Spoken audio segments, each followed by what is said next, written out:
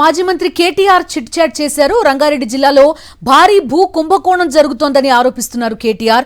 త్వరలో ఆధారాలతో సహా వివరాలు బయట పెడతానని ఈ చిట్ చాట్ లో అన్నారు.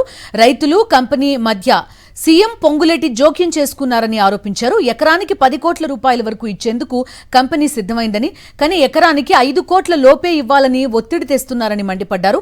త్వరలో సర్వే నంబర్లతో సహా అన్ని బయట పెడతానని హెచ్చరించారు కేటీఆర్.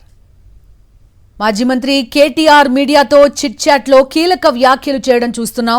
రంగారెడ్డి జిల్లాలో భారీ భూ కుంభకోణం జరుగుతోందని ఆరోపిస్తున్నారు. మాజీ మంత్రి కేటీఆర్ త్వరలో ఆధారాలతో సహా వివరాలన్నీ బయట పెడతానంటున్నారు ఆయన. రైతులు కంపెనీ మధ్య సీఎం రేవంత్, మంత్రి పొంగులేటి జోక్యం చేసుకున్నారని ఆరోపించారు. కంపెనీ ఎకరానికి 10 కోట్లు ఇచ్చేందుకు సిద్ధమైందని, కానీ ఎకరానికి 5 కోట్ల లోపే ఇవ్వాలని ఒత్తిడి చేస్తున్నారని మండిపడ్డారు కేటీఆర్. త్వరలో సర్వే నంబర్లతో సహా అన్ని వివరాలు బయట పెడతానని హెచ్చరిస్తున్నారు ఆయన. హరీష్ రావు క్షుద్ర పూజలు చేస్తున్నారనే కాంగ్రెస్ ఆరోపణలకు కూడా కౌంటర్ ఇచ్చారు కేటీఆర్. కాంగ్రెస్ క్షుద్ర రాజకీయాలు చేస్తోందని మండిపడ్డారు. వర్షాల కోసమే హరీష్ పూజలు చేశారని క్లారిటీ ఇచ్చారు. రేవంత్ దృష్టిలో భూమి అంటే రియల్ ఎస్టేట్ అని విమర్శించారు. వ్యవసాయంపై రేవంత్ కు కనీస అవగాహన లేదన్నారు కేటీఆర్. జీఆర్ఎంబీ అజెండాపై హరీష్ ప్రశ్నలకు సమాధానాలు ఏవి అని ప్రశ్నించారు.